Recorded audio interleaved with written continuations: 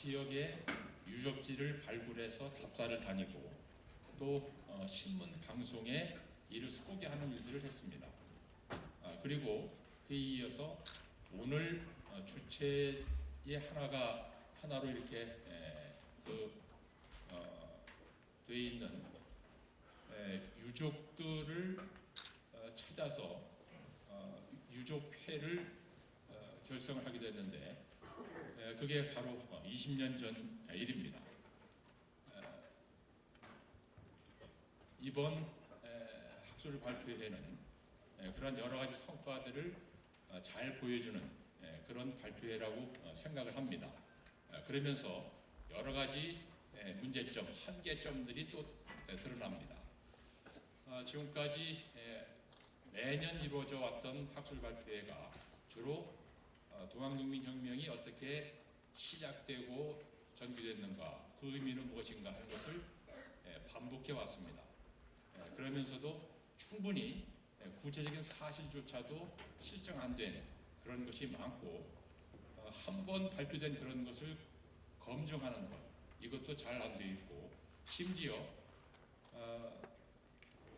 번역된 많은 자료들, 이것이 오류가 있는지 없는지 점검하는 그런 작업조차도 하지 못하고 있지요.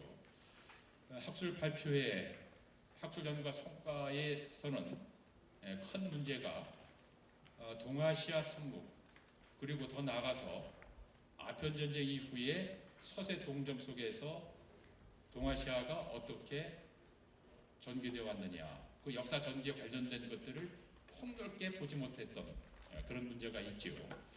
다행히 올해는 이번 발표뿐만이 아니라 여러 학술 발표회에서 적어도 청일전쟁과 관련해서 한국 근대사의 큰 전환점이 되었던 동학농민혁명을 점검해본다 하는 그런 시각을 가지고 기획하고 발표회가 이루어지고 있는 것입니다. 자, 오늘 발표는 그런 면에서 본다면 여러 가지 시사점이 많습니다.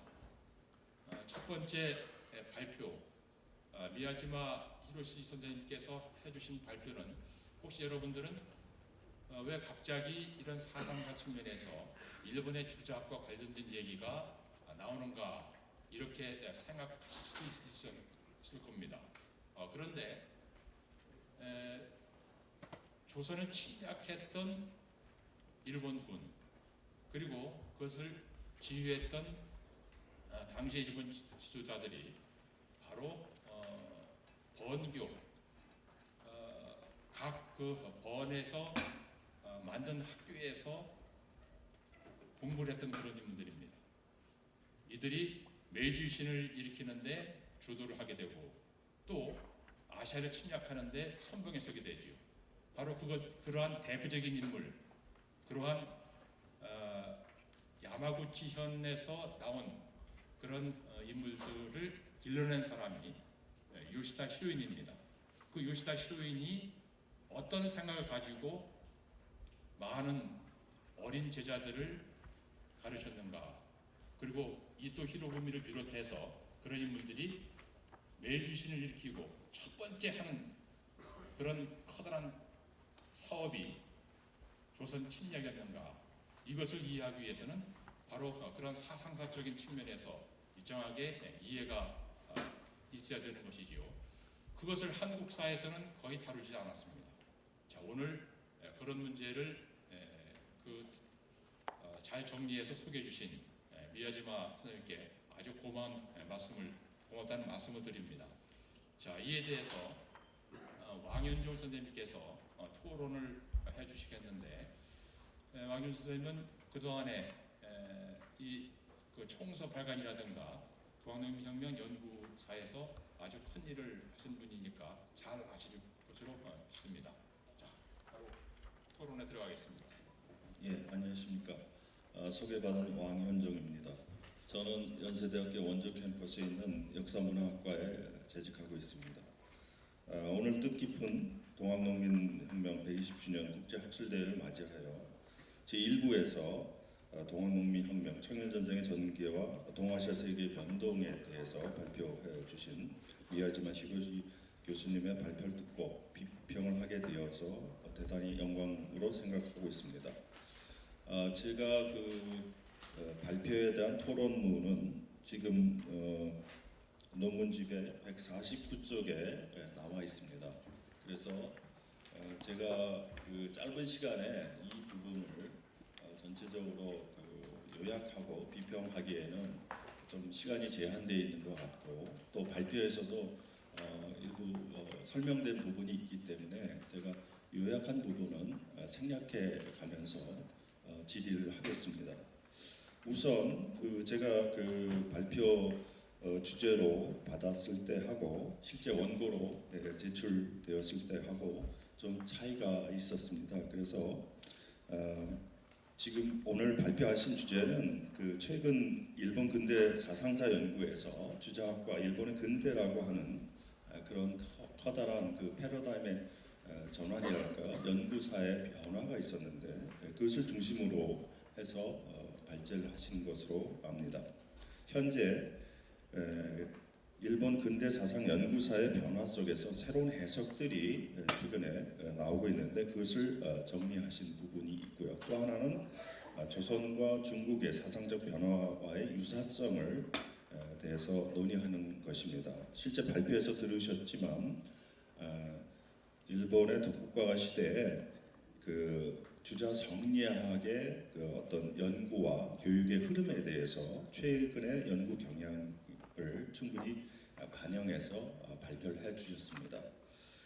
다만 제가 한국 근대사의 연구자로서 일본 근대 정치 사상사 연구에 특별한 소견이 없고 적절한 비평을 관점을 세우기 어려웠다는 것을 좀 양해를 해주시고, 제가 알고 있는 일본 근대 사상사의 어떤 연구 경향에 비추어서 선생님의 발표가 어느 정도의 어떤 특이성이 있는지, 그리고 그것이 한중일 삼국의 어떤 유교의 변화, 그리고 특히 오늘 주제로 되어 있는 동학농민혁명의 어떤 사상적 변화와 어떤 관련성이 있는지 그런 부분에 대해서 질의를 해보도록 하겠습니다. 제가 비평문에서 요약한 부분은 이제 생략을 하고요. 크게 봐서 전체적인 논점과 관련해서 세 가지 의문점을 제가 제기해 보겠습니다. 우선 선생님의 발표에서는 1894년이라는 것이 사상사적인 어떤 전환의 시기다라고 강조하면서 발제를 시작하셨는데요. 우리가 잘 알고 있듯이 1894년 농민전쟁과 청일전쟁이라고 하는 그 사건은 동아시아의 근대사의 전환점이 되는 사건이라고 볼 수 있습니다. 일단 국제관계사의 입장에서는 종전의 중국 중심의 화해 질서가 서양 근대의 국제관계로 변화되는 그런 과정이었다. 특히 만국공법 질서의 교체로 설명하거나 일본이 소위 타라이쿠라고 하는 서양의 제국주의를 본받아서 동아시아 질서를 변화시키는 일본 제국주의의 대륙 침략이 시작된 것으로 그렇게 설명을 하고 있습니다. 그런 가운데 우리가 주목해야 할 것은 19세기 후반에서 1894년에 이르기까지 일본의 제국주의 사상을 뒷받침해주는 일본의 근대 사상이 어떻게 변화했는가, 이런 것을 주목하지 않을 수 없습니다. 그런 부분에 있어서 우리가 고학파나 국학파나 이런 이름의 대외적 팽창 논리의 근저가 되는 그런 사상적 흐름이 있다고 정리하고 있는데, 지금 발표에서는 일본 주자학의 어떤 발전이 18세기 말부터 시작해서 100여 년 동안 이루어졌고 그것이 일본 근대의 사상의 하나의 밑받침이 되었다, 이렇게 설명하시면서 기왕의 설, 즉 대외 팽창의 논리, 특히 일본 천황제의 사상적 이데올로기로서의 역할을 했던 그런 사상과의 관련성에 대해서는 말씀을 안 해주셨습니다. 그래서 그런 기존의 연구사에 논란이 되었던 부분하고 오늘 발표된 내용이 어떤 관련성을 가질 수 있는지 그런 부분에 대해서 말씀을 듣고 싶습니다. 두 번째는 유교적인 근대에 관한 문제인데, 이것은 짧은 시간에 너무 요약적으로 발표하시다 보니까 구체적인 언급이 되지 않는 부분이 많았습니다. 특히 일본 근대 이전의 주저학의 역할에 대해서 설명하는 부분이 많았는데 도쿠가와 마코와 그 메이지 유신 사이의 시기에 주저학의 수용과 보급 또 정학화라고 하는 어떤 주류적인 경향이 되었고 그것이 중국과 조선과 상당히 유사하다라는 표현을 하셨는데 과연 구분된 특질이 무엇인가 이런 부분에 좀 의문을 가지고 있습니다. 예컨대 천황이라고 하는 개념, 천과 공도의 관련성에 대해서 언급하셨는데 구체적인 설명이 부족했고요. 주자학적인 지식인과 민중의 이해 차이가 있는데 그 부분을 어떻게 이해할 것인가. 또 강조하셨던 부분에 중론과 공론이라고 하는 것이 어긋났을 경우에 어떻게 할 것인가. 이런 부분에 대해서 조금 더 부연 설명이 필요한 것 같습니다. 한국사에서 특히 조선 후기 사상사에서 최근에 논란이 되고 있는 것은 소위 그 사색 당파론의 그 당론 이런 그 시각을 뛰어넘어서 하나의 그 어떤 사상적인 전환으로서 예컨대 실학파의 인식을 어떻게 볼 것인가 등 그런 문제를 포함해서 서인 노론의 어떤 그 정론, 그러니까 정치론 뭐 이런 것들을 이제 주목을 해오는 그런 연구가 있습니다. 그것이 이제 80년대를 거쳐서 1990년대에서 한 20여 년 동안 이루어진 연구인데요. 저도 그런 것을 참조하면서 저는 가보개혁에 대한 논문을 쓰면서 조선 후기에 소위 군신공치라고 하는 개념이 가보 시기에 혹은 그 이후에 군민공치라는 개념으로 바뀌고 있다 이렇게 이제 그 주장을 했었는데요. 그런 군신공치나 군민공치라는 논의는 어디까지나 집권의 그 서인 노론의 어떤 19세기 중후반의 어떤 그 대응 논리로서 이렇게 나오고 있는 것 같습니다. 그것은 조선 후기 사상사 연구에서도 확인되고 19세기 근대 사상사에서도 확인되는 것입니다. 이것에 비추어 보면 일본의 18세기 말에서 19세기의 주저학적인 어떤 국가관 혹은 정치관이라는 것이 군과 민을 어떻게 파악하고 있었는지 이런 부분에 대해서 좀 더 명확한 설명이 필요하지 않은가 이렇게 생각을 합니다. 세 번째는 19세기 후반 동아시아의 근대 이행과 관련해서 삼국의 사상적 내적 변화 뭐 이런 것을 다룰 때 우리가 사상적 변화와 아울러서 당대의 사회 질서의 변화를 주목해야 합니다. 조선 후기의 사회 질서가 붕괴하고 있다라는 것을 우리는 신분제 해체라든가 상품화폐 경제의 발달 뭐 이런 것을 얘기하고 있고 또 실학의 등장 뭐 이런 것을 얘기하고 있습니다. 그것의 이면에는 주자학적인 지배 질서가 붕괴하고 있다라는 것입니다. 그러니까 집권 세력의 어떤 이데올로기의 강화 과정이 있긴 하지만 향촌에서 주자학적인 질서는 붕괴하고 있었고 또 국가의 소위 예치라든가 예법이라든가 이런 종전의 그 유교적인 지배 질서를 옹호하는 그런 그 각종의 사상과 법률적 질서가 붕괴하고 있습니다. 그런 의미에서 조선 후기 내에서 19세기에 이르는 한국의 사상사의 지형에서는 주자 성리학이 붕괴하고 있다 이렇게 보는데 그것은 사상 내뿐만 아니라 사회 질서를 유지하는 기능이 없어진다 이렇게 얘기를 하고 있는데 그렇다면 일본의 경우는 어떠한 변화로 설명할 수 있을까라는 것입니다.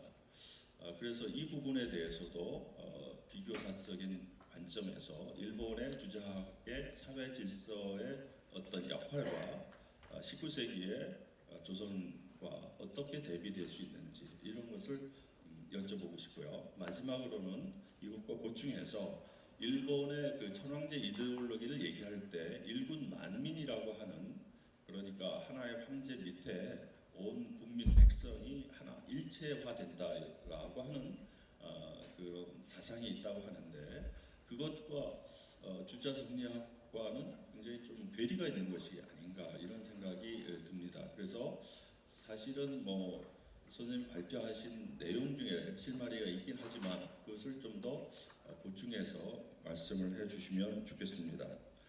이와 같이 제가 질문한 것은 크게 봐서 첫 번째 일본의 유교 사상, 특히 근대를 이행해서 침략주의 사상과 어떤 관련성 갖는가, 또 유교 사상의 변화에 디테일한 부분에서 구체적인 설명이 필요하다. 마지막으로는 사회 구조의 변화 속에서 주자 성리학의 질서가 붕괴하고 있는데 그런 측면을 사상의 변화로서 어떻게 설명할 수 있는지 이런 부분으로 요약될 수 있겠습니다. 간단하게나마 그 비평자의 역할을 이상으로 마치겠습니다. 예, 고맙습니다. 오늘 발표한 네 가지 주제는 아주 큰 것들입니다. 그래서 적어도 오전 오후 시간을 들여서 충분히 논의를 해야 되는데 그렇게 하지 못하게 된 것을 좀 안타깝게 생각합니다. 이 방을 빌린 것이 6시까지인데 지금 한 55분 남았습니다.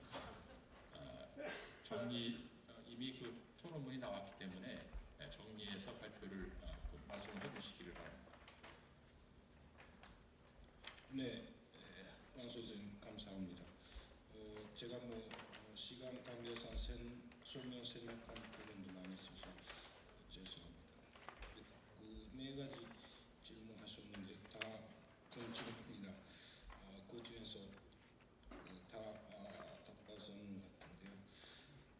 첫 번째 지금 사회 하시는 신 선생도 처음에 말씀하신 대로 일본의 면치유신을 주도했던 사람들 주로 무사들입니다. 무사라고 하면 사족 그리고 그러니까 조선의 양반, 중국의 사대와 뭔가 비슷한 존재다 그렇게 생각하기 마련인 것 같은데 일본의 무사는 예를 들어서 정치에 대한 관심이라든가 또 나아가서 한문을 읽을 수 있는지 한문을 만들 수 있는지 한식을 만들 수 있는지 그런 것은 중국의 사대부나 조선의 양반은 당연히 그렇게 해야 되고 정치를 담당하는 것이 원래 임무로서 존재했던 사람들입니다. 그에 비해서 일본의 무사는 전혀 그렇지 않았던 거죠. 한문은 전혀 읽을 수도 없고 정치도 아주 상층 무사들만 참여했던 그런 것이 18세기까지의 상황이었습니다. 그러다가 19세기에 들어와서 오늘 말씀드린 같은 변화가 생기면서 이른바 면치유신을 주도하는 그런 하급 무사들이 나오게 됩니다. 그래서 그 사람들이 정치에 대해서 관심이 있고 그런 것을 지금까지는 뭔가 무사들이 이 정치를 주도하고 그리고 면치유신을 실행했고 그 이후 일본의 정책을 주도했다. 그런 것이 뭔가 어떤 당연한 것인 것 같이 보이지만 사실은 그렇지 않다는 거죠.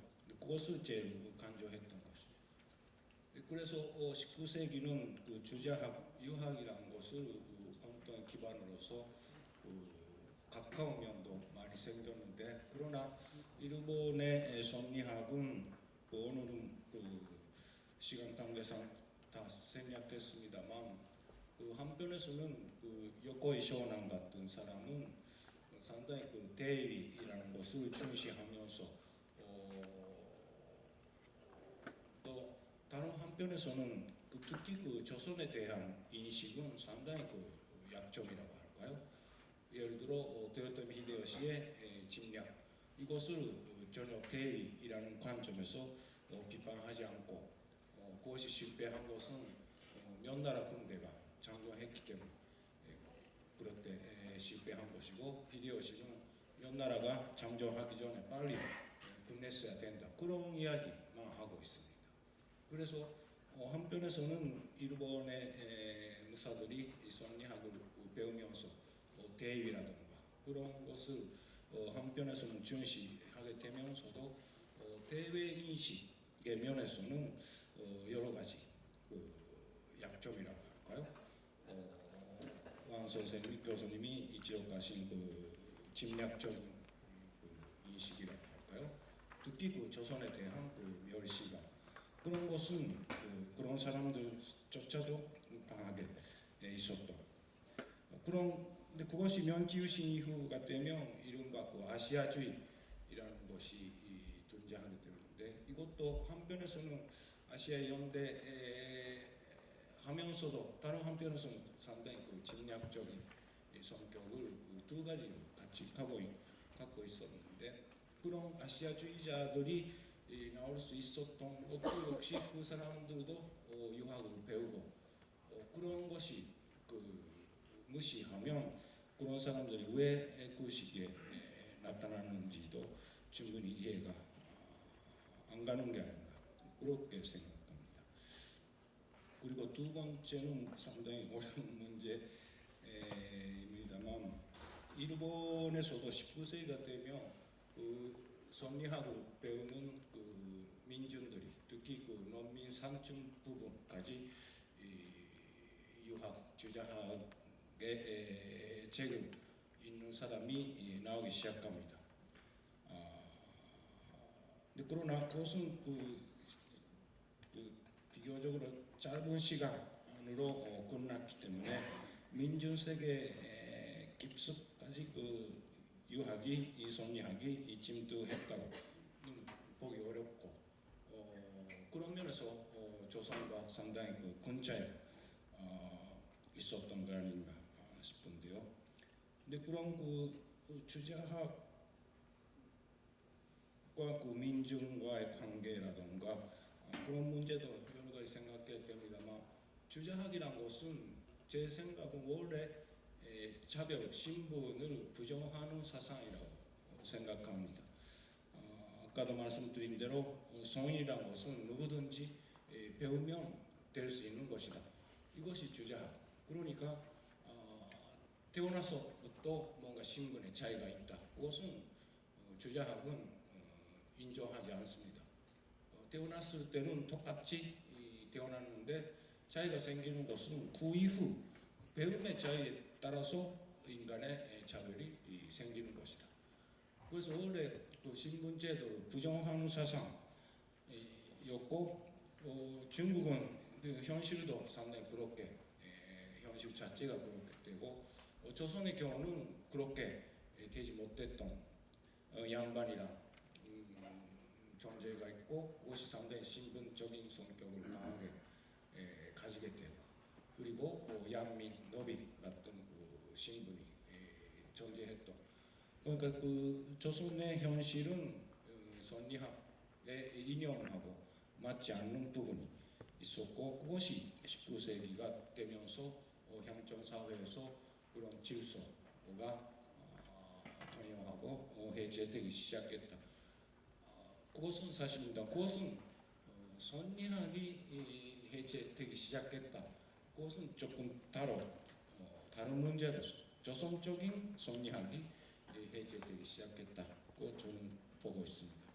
근데 일본의 경우는 조선보다 훨씬 신분제가 강했기 때문에 그런 강한 신분제 사회에서 선리학을 배우고 누구나 배우기만 하면 성인이 될 수 있는 것이다. 그것은 아마 도쿠가 시대 일본 그 민중들에게 아주 충격적인 사상이었던 것이 아닌가. 저는 그렇게 보고 있습니다. 그리고 그래서 그 일본 사회에서 선리학이라는 것은 배우면서 도쿠가 시대, 도쿠가 사회 체제라고 할까요? 그것이 갖고 있는 여러 가지 이 모순 문제점을 자각하게 되고 전황과 도쿠가 장군의 관계 이것이 어떻게 봐야 되는가 이것도 선리학을 배우면서 대의명분론의 입장에서 보면 장군과 전황 일본의 진짜 주권자는 누구인가 그런 것이 문제가 되고 그것이 이 도쿠가 체제에 대한 비판으로서 이어지게 되는 겁니다.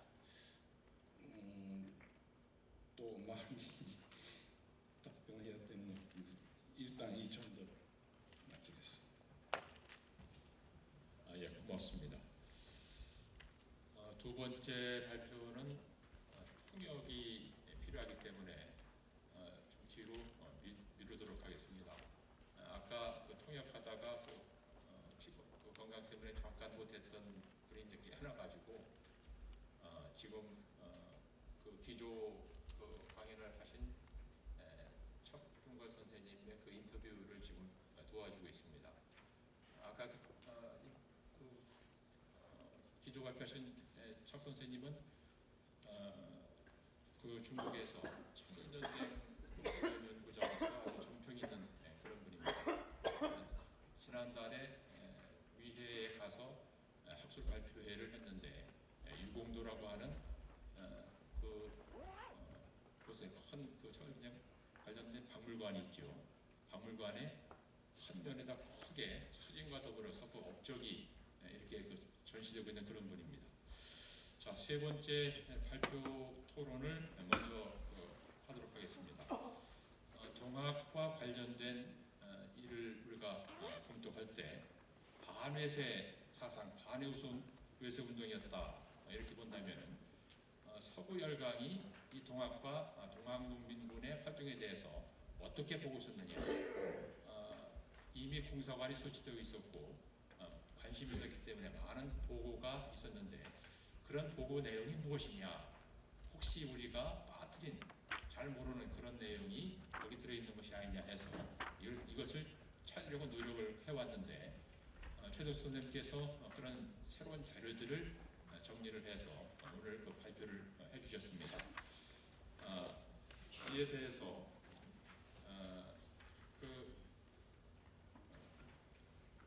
김현철 선생님께서 그 토론을 해주시겠습니다. 소개를 부탁드리고.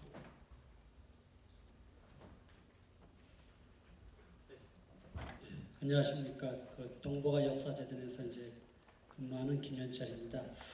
원래 저는 이제 구한말 개화기 쪽에서 갑신정병 개화파 쪽으로 좀 연구하고 했습니다. 그래서 청일전쟁 관련돼서 좀 최근에 관심을 갖고 이제 연구하고 있고, 이번에 이제 최덕수 교수님이 쓰신 논문과 관련돼서 제가 한 몇 년 전에 그 구한말 그 청일전쟁 시기에 주한 미국 공사관 한번 기록을 좀 문서를 좀 본 적이 있습니다. 그래서 그때 그 기록에 좀 봤던 걸 좀 떠올려 보면서 한번 좀 그 최덕수 교수님의 논문에 대해서 한번 말씀드려 보겠습니다. 그래서 사실 이 교수님께서 워낙 어려운 작업을 하셨기 때문에 제가 거기에 대해서 이렇게 코멘트를 한다기보다는 어떻게 보면 이제 구한말 서구 열강이라는 것은 어떻게 보면 제3자입니다. 제3자가 외국인인데 그 당시 여기서 주로 보신 영국 외에도 미국, 프랑스, 독일, 이탈리아, 오스트리아, 더 나아가서 러시아까지 포함되기 때문에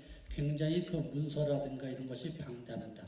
그리고 이제 신문이라든가 또 한국에 왔던 외국인 해고로까지 하면 그 범위라든가 분석에 대해서 워낙 많기 때문에 아마 국내도 이제 그런 에 대해서 중간중간에 많은 기록들이 나왔는데 거기에 한 부분은 이제 최덕수 교수님이 하신 것 같고, 저도 거기에 대해서 앞으로 교수님께서 이것뿐만 아니라 다른 부분도 어떻게 더 해주셨으면 좋을까 하는 그런 바람에서 이제 한번 이제 그 논문에 대한 토론을 해보겠습니다. 그래서 223쪽에서부터 225쪽까지 이제 토론문을 주로 중심으로 이제 말씀드리겠습니다.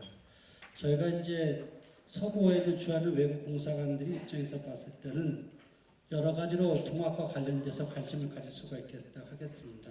첫 번째는 동학의 기본적인 교리라든가 사상적인 측면, 특히 93년대 이제 교조신 운동이 일어나게 되면서 거기에 이제 조선 정부가 어떻게 대응을 했을까, 그리고 그 당시 외국인은 물러나라는 반윤차경 구호와 경문 내용에 대해서 조선 외국 사람들 어떻게 반응했을까, 여기도 이제 부분적으로 설명이 있습니다. 그리고 1894년에 동학농민군 봉기가 일어나고 그걸 하기 위해서 정부군이 진압하기 위해서 이제 출동하게 되고, 더 나아가서는 그걸 계기로 일본군과 그다음에 중국 청군이 들어오게 되면서부터 현실적으로 전쟁터가 벌어집니다.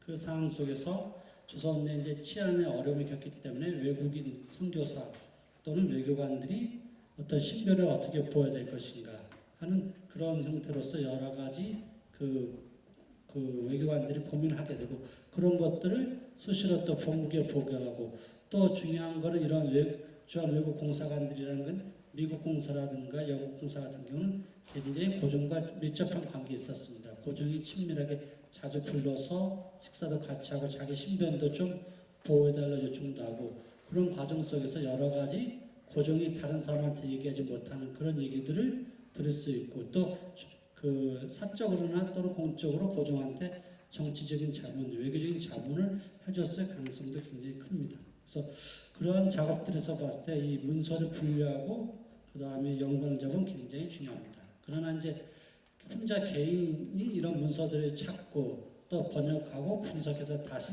의미를 해석하는 작업은 다른 논문 쓰는 것보다 굉장히 힘든 작업이라 생각이 됩니다. 그러면서 이제 굉장히 많은 그 의미를 주셨고 저희들한테 많은 도움을 주셨습니다. 그래서 이제 교수님께서는 여기 나온 여러 가지 사항들에 대해서 이제 신문 자료라든가 특히 뉴욕 타임즈라든가 이런 것에서 굉장히 최근에 검색해서 하신 것들은 큰 의미가 있고 특히 이제 영국 외교 문서에 대해서 공사들의 대표적인 생각을 잘 설명해 주신 것 같습니다.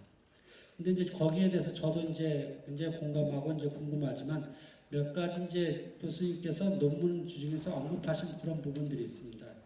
여기 이제 보내신 논문에 의하면 영국이 제시한 조정안으로서 한반도의 분할 점령안을 제시했다든가 아니면 이제 힐러리 공사가 봤을 때 동학교도의 배후에 일본군들이 있다고 하는 거에 대해서 원색에는 전혀 한 생각에 대해서 동의하지 않았다는 내용이라든가 또는 미국이 군함을 조선에 파견한다는 내용 또는 동학의 배후로서 대응군이 있었다는 가능성 그리고 일본 측이 동학교대 병에 굉장히 민감하게 반응했다는 내용 아마 이런 부분들은 저희가 동학농비분기가 국내적인 문제뿐만 아니라 결국은 청일전쟁을 갔었기 때문에 한반도에서 전쟁이 벌어졌을 경우에 일본하고 천국이 어떤 식으로 대응했을까 그리고 더 나아가서는 그 서구 여강은 어떤 식으로 행동을 해야 되는가 하는 것들에 대해서 사전에 이제 고민을 하는 그런 작업이 되겠습니다. 그래서 이제 이렇게 본다 그러면 우리가 시간을 좀 거슬러 올라가서 본다 그러면 전쟁이 일어났고 거기에 대해서 여러 가지 상황이 있었을 때 봤을 때 만약 이 사람들이 93년대 시점 또는 94년대 시점에서 청국군이라든가 일본군이 들어오기 전에 이런 동학 농민 교도들의 요구를 조선 정부가 수용하지 않는다면 대규모 밑으로부터 어떤 요구, 지금 같은 동학 농민 혁명이 일어날 가능성도 있지 않겠느냐. 아니면 거기에 대해서 조선 정부가 이런 거 하기 위해서 이제 병력을 더 키운다든가 경찰을 더 키운다든가 해서 사전 예방 조치를 해야 되지 않겠느냐 하는 그런 생각들을 한번 제3자 입장에서 분석할 수도 있고 아니면 고종과의 대화라든가 조선 정부 관리들 간에 아니면은 주한 자기네들끼리 이제 외국 그 공사들끼리 만났을 때 했었을 가능성도 굉장히 좀 크다고 봅니다. 그래서 그런 부분을 찾는다 그러면 결국은 이제 더 많은 문서들을 보셔야 될 것 같고 제가 알기에는 이제 교수님께서도 최근에 이제 공동으로 같이 하는 작업 속에서 이제 청일전쟁 관련돼서 이제 문서 해제도 하시기 때문에 93년, 94년, 95년 이 시기에 이제 각국 문서들을 같이 보시면서 이런 부분들을 좀 더 설명해 준다 그러면 그 당시 미국 공사의 판단이 적합했는지 아니면 고종이 이런 설명을 듣고도 얘기를 했는지 아니면 더 나아가서는 고종이 그런 얘기들에 대해서 무시했는지 하는 것이 짐작이 됐을 때입니다. 특히 이제 미국의 군함을 조선에 파견한다는 내용은 실질적으로는 주한미국 공사라든가 주영공사가 얘기할 수 있지만 고종이 굉장히 평소에 그 주한미국 공사한테 요청한 내용입니다. 어떤 신변적인 위협이 있었을 때 외국 군대, 특히 이제 미국 군대가 인천이라든가 와가지고 자기 주변에 있었을 때 있다 그러면 청국공사라든가 청국이라든가 일본이 함부로 개입하지 못한다는 더군다나 자기의 신변의 안전을 보호한다는 그런 의미에서 봤을 때는 미국 병사의 주둔이 굉장히 커다란 상징적인 의미가 있고 실제적으로 많은 도움이 됐었습니다. 그래서 그런 의미에서 봤을 때 군함 파견도 굉장히 중요한 이슈라고 생각이 됩니다. 그리고 이제 마지막으로 교수님께서는 이제 여러 가지 이런 그 주한 외국공사관들의 설명이라든가 또는 이제 외국 언론의 이제 동학에 대한 태도에 있어서는 정보의 차이도 있을 수 있겠다고 이제 자기가 본인이 가졌던 정보의 차이도 이제 기인한 걸로 설명해 주셨습니다만 여러 가지 원인이 있었을 것 같아요. 첫 번째는 외교관이나 조선의 외교관이나 기자들 또는 서구 사람들이 가졌던 동학에 대한 어떤 편견이 있을 수도 있고 아니면 정확한 정보를 몰랐을 수도 있고 아니면 자신이 기독교 신자이기 때문에 동양의 한국의 이런 종교적인 것들, 사상적인 것들에 대해서 받아들이기 어려웠던 그런 것들이 또 이제 나름대로 판단에 작용하지 않았을 것인가. 아니면은 고종과 굉장히 친분을 갖고 있었기 때문에 조선의 정세에 대해서 좀 간섭하고 싶지만은 동국 정부 입장 때문에 간섭하지 못하거나 아니면 더 나갈 수 있어서 적극적으로 할 수 있어도 나가지 않았었던 그런 것들은 어떤 외교관으로서 또는 미국이라든가 영국의 어떤 국가적인 이해관계 때문에 더 이상 개입하지 않거나 또는 방관한 그런 조치를 좀 취했을 가능성도 있다고 생각이 됩니다. 그래서 여기 논문에도 좀 설명해 주셨지만 혹시 교수님께서 보시고 이런 질문들에 대해서 좀 대답해 주신 게 있으시면 말씀해 주시면 고맙겠습니다. 이상입니다. 예, 고맙습니다. 자, 최 선생님 여러 질문이 있었는데 6시까지 맞춰달라고 요청이 왔습니다. 팩트를 중심으로 해서 간략히 부탁드립니다. 몇 가지 질문하셨습니다만은 제가 지금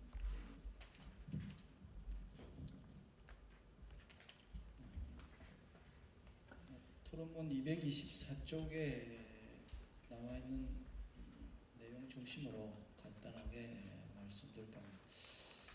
224쪽 위에서 첫 번째 여부이 제시한 조정안으로서 한반도 분할 점령안의 구체적인 내용 말씀했습니다. 제가 농민전쟁 100주년 당시에 서구 열강의 동학 농민전쟁에 관한 인식했을 때는 주로 이른바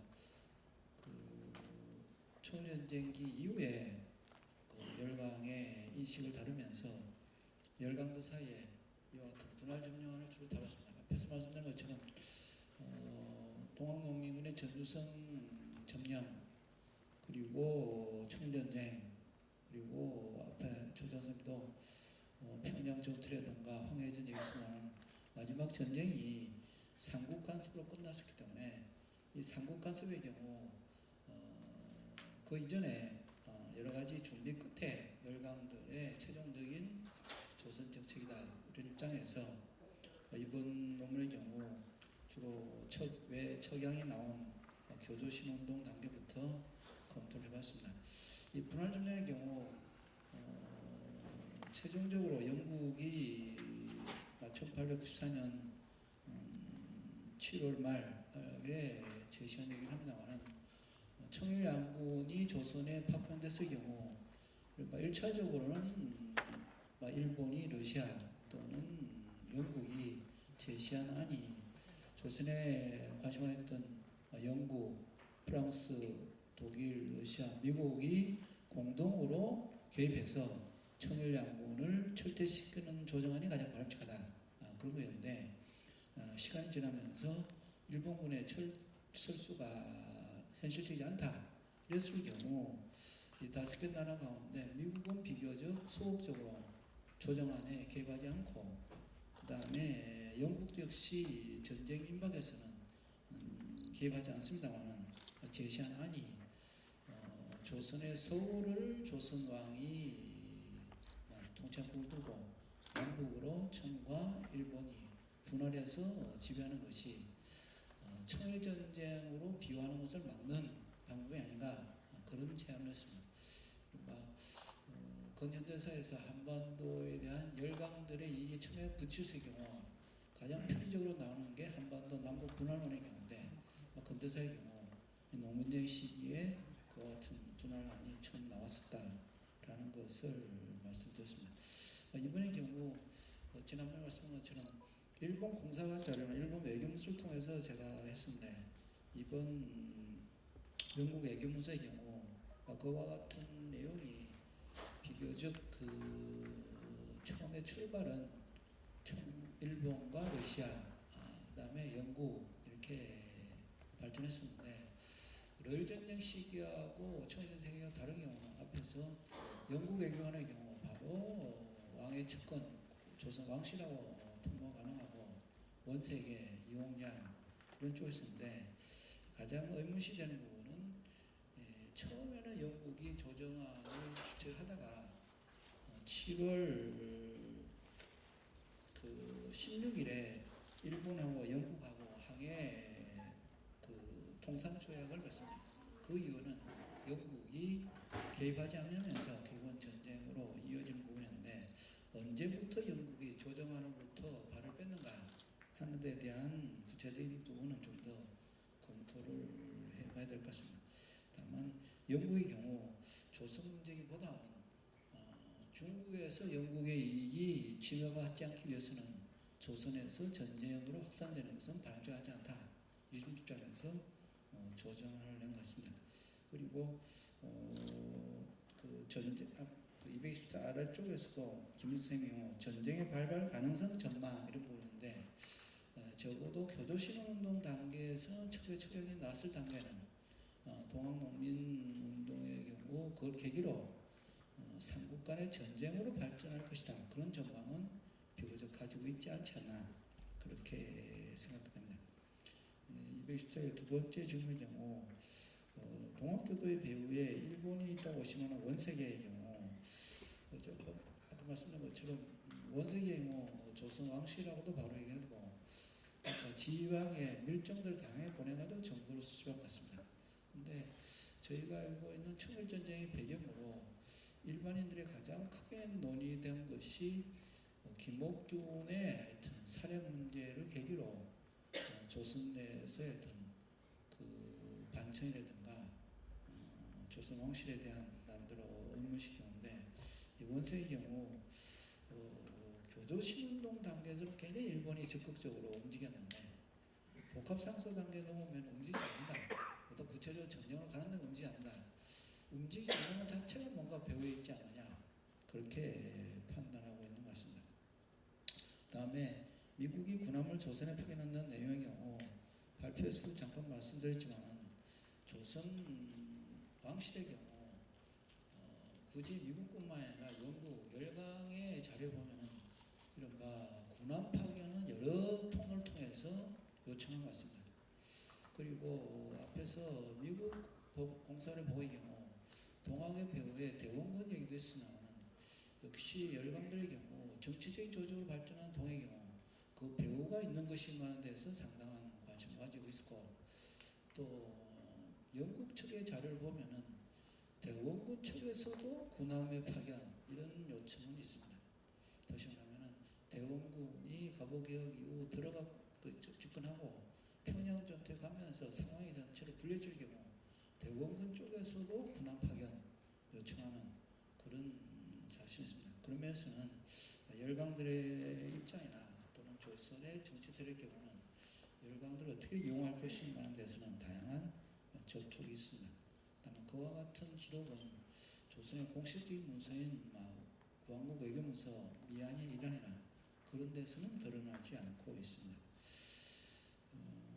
일본 측이 동학교도의 동해에 민감하게 있다 이런 경우는 특별히 복합상소 시기에 일본 공사관의 동향은 마치 민비 시해 사건 당시에 일본 공사관의 동향처럼 서울에 있는 일본 거주인들을 유사시에는 동원할 수 있게끔 뭔가 통문을 보내는 경우도 있습니다. 그런 면에서는 척에 처경했을 때 가장 민감한 부분이 일본 척의 동향이고 그 배경에 보다 긴 안목으로 청일전쟁을 준비하는 일본 중앙정부의 뭔가 동향과 개재되어 있다. 그런 생각입니다. 간단하게 이 정도로 답변을 드렸습니다. 예, 고맙습니다. 발표와 토론 시간이 매우 적게 느껴질 겁니다. 여기서 그 짧게 발표한 그런 한 그 주제를 아마 그 대학에서 특강식으로 한다면 3시간, 4시간 할 수 있는 그런 내용이 됩니다. 그런데 지난번에 중국에서 발표할 때 보니까 5분을 줍니다. 그러니까 이런 발표도 5분으로 정리할 수 있다 이렇게 생각을 할 수가 있는데 그 요점을 잘 정리해서 대개 그 전문가들이 왔으니까 이해할 수 있는 그런 것이죠. 자, 오늘 세 번째 그 토론할 것은 발표는 두 번째 했던 그 왕기화 선생님의 발표입니다. 이 왕기화 선생님의 그 발표는 좀 아마 색다르게 느껴졌을 겁니다. 우리는 중국에서 한국의 근대사가 어떻게 정리가 되고 있는지, 동학농민혁명을 어떻게 이해하고 있는지 이런 것을 잘 모르고 있습니다. 바로 이제 그렇기 때문에 용어라든가 내용이라든가 관점 여러 가지가 다르다 하는 것을 알 수가 있게 됐는데 이걸 보고서 아마 느끼는 점이 많을 겁니다. 특히 동학과 관련된 동학농민혁명과 관련된 그런 내용이 최근 연구 성과를 거의 모르고 썼다. 이게 바로 드러나게 되지요. 그래서 여기 인용된 것을 보면은 1932년 다보하시 전보교결이 쓴 책을 근거로 해서 얘기하고 있습니다. 근데 이거는 결국 한국 학계에서 제공해주지 못한 것이 아니냐 이렇게 생각됩니다. 그런데 그것은 개인이 할 수 있는 그런 것이 아니고 여기 그 교령님 안 계신가요?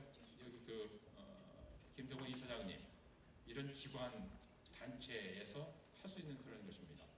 어떻게 동학농민혁명과 관련된 내용을 잘 정리해서 사료를 잘 집약을 해서 중국어 또는 여러 외국어로 번역해서 그것을 전해주느냐. 한국 사람의 시각을 갖고 쓴 것이 아니라 중국인에게 이런 내용을 이렇게 설명하는 어떤 것이 가장 적합한 것인가 하는 것을 만들어서 번역 작업을 해야 되지요. 자, 이 내용은 그 구선희 선생님께서 토론을 해주시겠는데 여기에서 초점이 되는 것이 이 속방, 속고 여긴 종번 관련된 것인데 이건 참 얘기하기 어렵습니다. 중국에서 역사를 가르칠 때 조선은 중국의 속국이라고 이렇게 해왔습니다. 이건 중국도 대륙도 마찬가지고 대만도 마찬가지지요. 그런데 우리가 교과서에는 그렇게 나와 있는데 그렇게 생각하지 않고 수십 년간 생활해 왔습니다. 이런 문제를 부딪히게 된다면 기본적으로 시각이 다르기 때문에 이 얘기만 하더라도 이 시간을 다 넘겨도 부족할 겁니다. 구선 선생님께서 굉장히 완곡하게 그 토론문을 정리해 오셨는데 자, 더 완곡하게 부탁드립니다.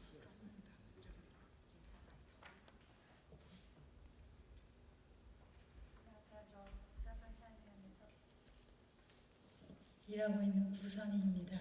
시간이 없으신데 그래도 제가 정정을 할 게 있어요. 제 이름이 201페이지 보시면 토론문에 중국어 번역이 돼갖고 저의 이름이 한자로 되어 있는데요. 이거를 못 봤으면 모르지만 봤기 때문에 제 이름이 한자로는 이 착가선자가 아니고요. 신선선자예요. 그 다음에 희자가 빛나리자가 아니고 아가씨 희자.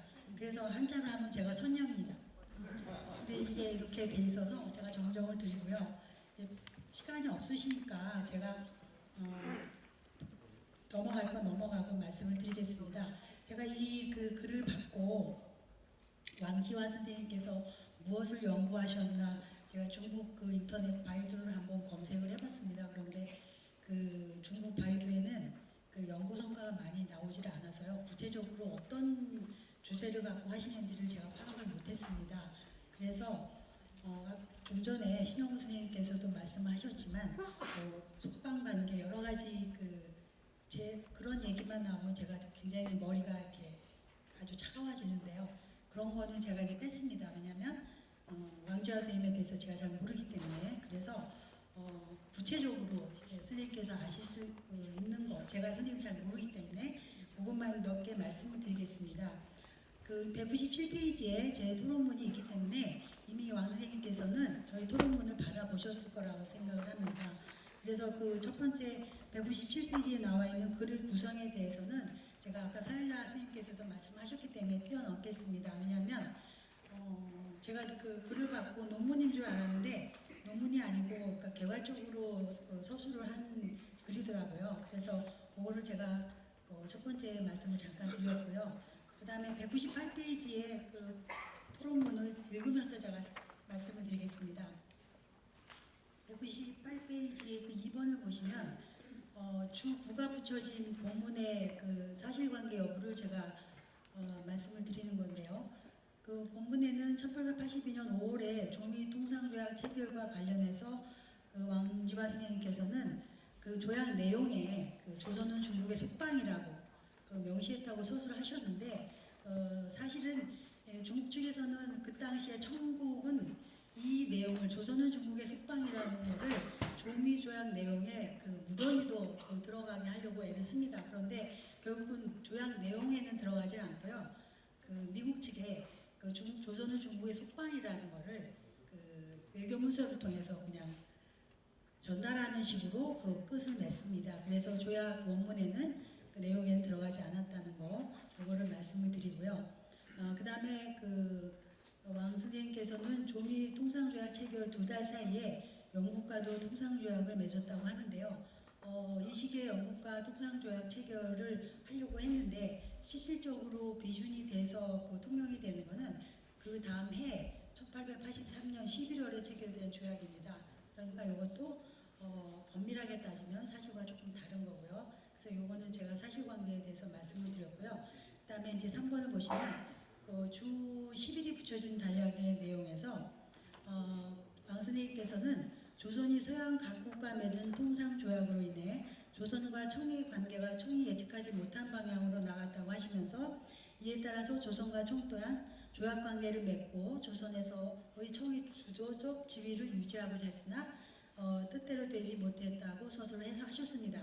그런데 이제 이런 서술을 하시려면 당시에 조선과 청이 맺었던 1882년 음력 8월 22일에 맺어지는데요. 조선 청 상리 수립 무역 장정이라는 게 있습니다. 이것은 1880년대 이후에 조선과 청이 어떻게 그 위치가 서로 간에 기량을 하면서 위치를 조정을 하려고 하는가에 굉장히 중요한 조약입니다. 이 조약이 있었기 때문에 그 이후의 조약에 대해서도 여러 서양과 조선과 맺는 조약에서도 이 조약의 영향을 많이 받거든요. 그런데 이 조약에 대해서 언급이 없으니까 구체적으로 언급이 없었습니다. 살짝 어떻게 넘어가신 것 같은데 그럼에도 불구하고 이 조약 이름도 나와 있지 않기 때문에 이 점은 이 시기에 1875년에서 94년까지 조청 관계를 얘기한다면 없어서는 안 되는 내용이라서 제가 말씀을 드리고자 합니다. 그 다음에 4번을 보시면 왕 선생님께서는 조선에 대한 청의 정책을 서술을 하실 때 청의 입장은 순수하게라는 표현을 써가면서 조선을 도와주려 했다는 입장이었다고 이제 말씀을 하십니다. 지금까지 이 시기의 조청 관계를 연구하는 중국 분들은 대부분 그렇게 말씀을 하십니다. 그래서 학술회의 때 얘기를 하다 보면 그 문제 갖고 굉장히 서로 이렇게 얘기를 하게 되거든요. 그러나 이제 그거는 중국의 입장이고 객관적인 입장에서 보더라도 저는 한국 사람이기 때문에 당시의 조선의 입장이 아니라 객관적인 입장에서 보더라도 순수하게는 아니었다. 우리가 지금도 국제관계가 순수한 거는 별로 없지 않습니까?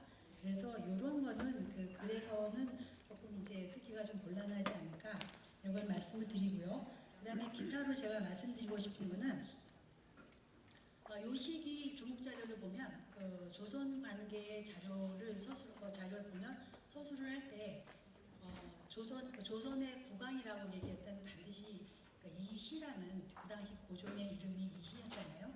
그게 나옵니다. 그런데 우리가 논문을 쓸 때는 그냥 이 시기 조선 국왕이 누군지 알기 때문에 태어 조선 국왕 이희라고 표현을 안 하거든요. 왜냐하면 또 청나라 황제에 대해서 저희가 그 당시 청나라 황제 이름이 애심양나 제천이라고 하는데 그렇게 굳이 또 저희가 쓰지 않거든요. 그래서 글을 서술을 하실 때는 조선 국왕이라든가 저희는 청나라 광서제, 청나라 황제 이렇게 얘기를 하죠. 이렇게 표현해 주시는 게 좋지 않을까. 왜냐하면 또 일본 황제, 일본 천황 누구 또 이름 안 쓰거든요. 굳이 조선 국왕 이희라고만 그거는 자료를 인용할 때는 모르지만 그냥 얘기할 때 서술할 때는 그런 점은 좀 피차 좀 조심해 줘야 되지 않을까 생각이 들고요. 그다음에 이제 이 선생님께서 이 글을 쓰실 때 조선이라는 걸 쓰고 일본이라는 걸 쓰는데 당시 중국의 그 나라는 청나라였죠. 그래서 이제 엄밀하게 따지면 조선, 청, 일본 이렇게 쓰셔야 되는데 조선, 중국, 일본 이렇게 쓰셨어요. 저는 상당히 그 나라 이름을 쓰는 거에 예민한 사람입니다. 그래서 이제 제가 말씀을 드리는 겁니다. 왕 선생님께서 예민하지 않으셔서 그렇다면은 한국, 중국, 일본 이렇게 써주셔야 맞지 않을까 그렇게 생각을 합니다. 한 가지 제가 이제 왕 선생님께 여쭤보고 싶은 건 지금까지 청일 전쟁, 또 갑오 전쟁, 중일 전쟁 이렇게 이제 얘기를 하고 있습니다. 그런데 요즘에 그 청일 전쟁을 동북아시아 전쟁이라고 얘기해야 된다는 사람도 있고 여러 사람이 있지만 제가 예전에 논문 쓸 때 언뜻 한 줄로 얘기를 한 적이 있습니다. 이거는 청일 전쟁이라고 하기 이전에 조선과 청일본이 전쟁을 벌인 것이다. 우리가 동학농민혁명 기념으로 해서 저희가 이런 거를 학술회의를 하는데 동학 농민전쟁을 갖다가 따지고 든다면 우리가 일본하고 확실하게 전쟁을 한 거죠. 그렇기 때문에 이거는 조선, 청, 일본의 전쟁으로 불러도 되지 않을까 하는 생각을 한 적이 있습니다. 이 부분에 대해서 왕 선생님께서 어떻게 생각하시는지 여쭙고 싶습니다. 이상입니다.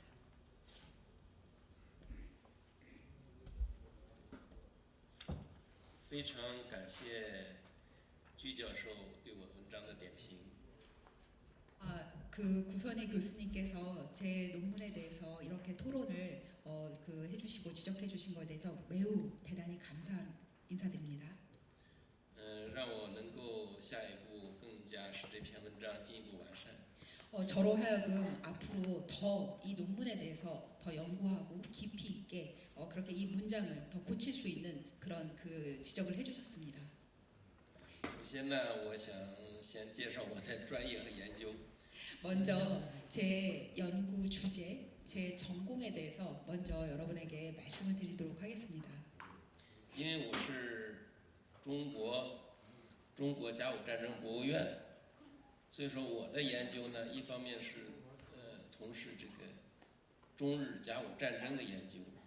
저는 지금 현재 중국 갑오전쟁 박물원에 있는데 그렇다 보니까 아무래도 제 전공이 중일 전쟁 그렇게 그 전공을 하고 있습니다.